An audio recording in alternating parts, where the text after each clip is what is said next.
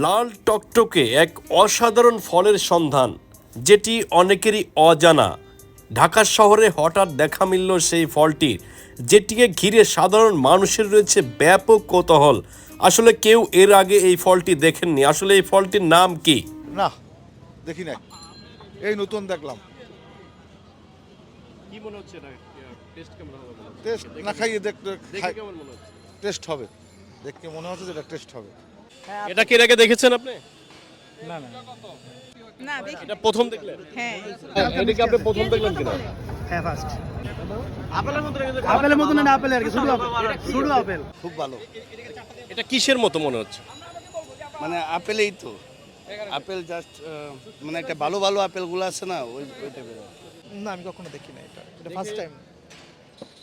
First time দেখতে কেমন লাগছে? দেখতে তো খুব সুন্দর, গায়ের কালারটা অনেক সুন্দর, রেড কালার, তো সুন্দর। ভাই এর আগে কি এই ফলটা দেখেছেন কিনা? না আমি দেখি নাই এটা। এটা কি?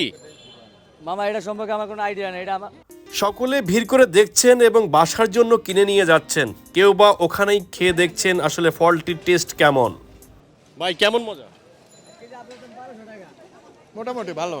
বা এটা শেষ হয়ে যাবে ইনশাল্লাহ আল্লাহর রহমতে। 10 ক্যারেট আনছিলাম তো, বিক্রি হয়ে যাবো। আচ্ছা, চেরি আপেল কি ঢাকাতে সচরাচর পাওয়া যায় কিনা? না না না, সবসময় এটা পাওয়ানোর মতো সম্ভব না। এটা হলো হঠাৎ যাইছে, পাইছেন, আবার মনে করেন পাইবেন না, এটা কোনো ঠিক ঠিকানা নাই। এগুলো 1 কেজি 800 900 টাকা কেজি বেশি।